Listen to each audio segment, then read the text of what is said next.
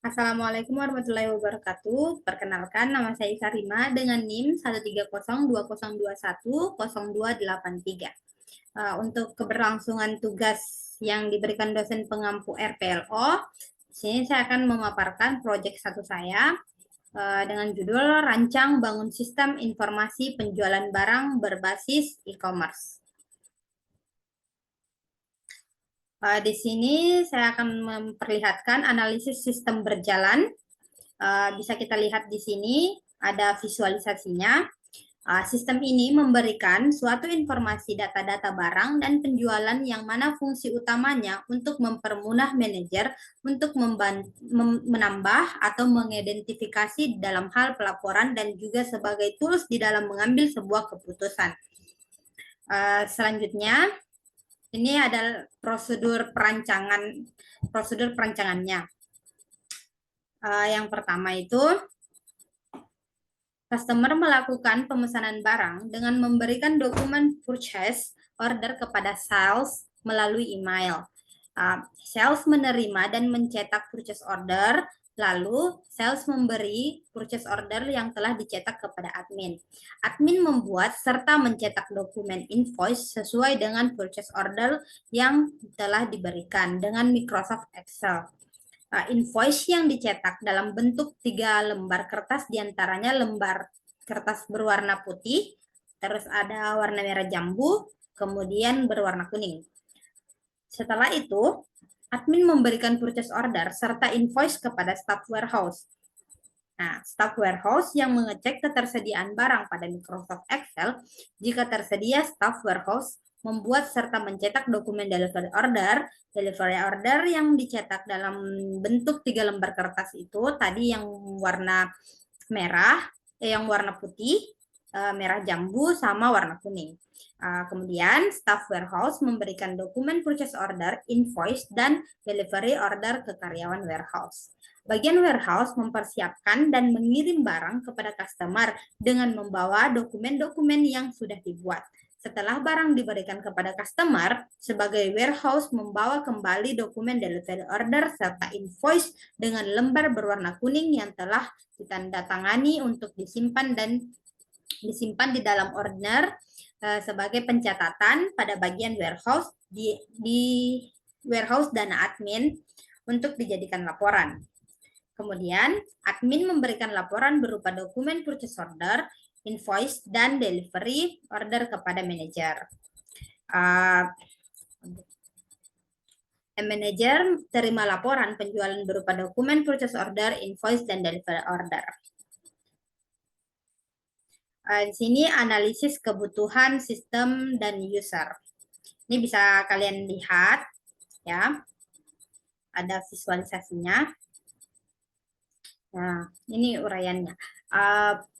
Pengunjung dapat membuka atau mengunjungi situs website sistem informasi penjualan e-commerce di PT Satya Lestari untuk melihat informasi produk-produk yang tersedia, tetapi tidak dapat melakukan transaksi atau pemesanan barang.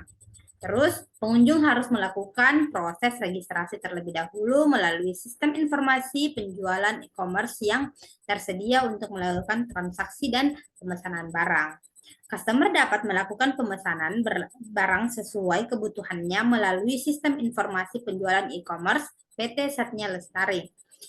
Customer dapat mencetak invoice yang telah tersedia pada sistem informasi penjualan e-commerce PT Satya Lestari. Setelah melakukan pemesanan atau checkout barang, customer melakukan konfirmasi transaksi dengan mentransfer uang sesuai dengan jumlah pemesanan barang beserta mengupload bukti transfer pada sistem informasi penjualan e-commerce telah tersedia.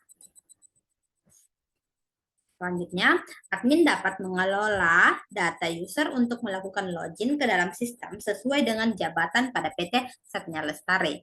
Lalu, admin dapat mengolah data produk agar dapat dipublikasikan pada website sistem informasi penjualan e-commerce PT Satya Lestari. Finance dapat dilakukan verifikasi transaksi setelah customer melakukan konfirmasi transaksi serta mengupload bukti transaksi. Setelah diverifikasi oleh bagian finance, Staf warehouse mengelola data pengiriman dengan mengupdate status pengiriman barang apabila barang telah dikirim kepada customer. Staf warehouse dapat mengecek delivery order pada sistem untuk melakukan pengiriman barang kepada customer.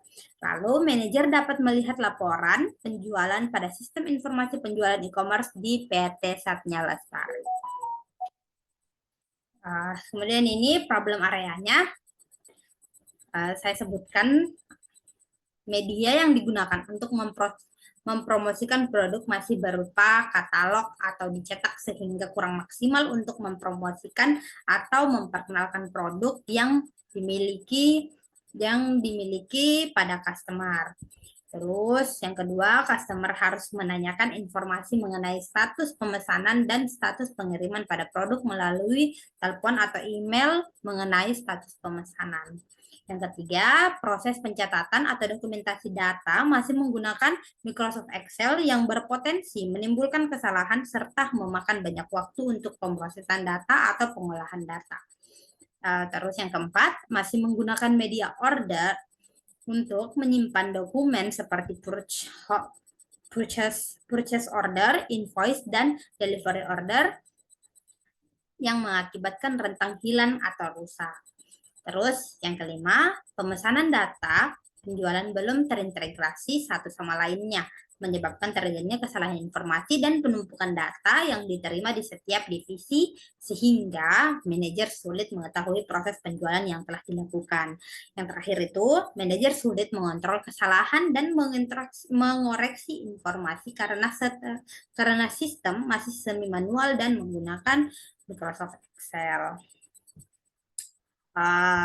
Terima kasih, itulah paparan saya mengenai topik tadi.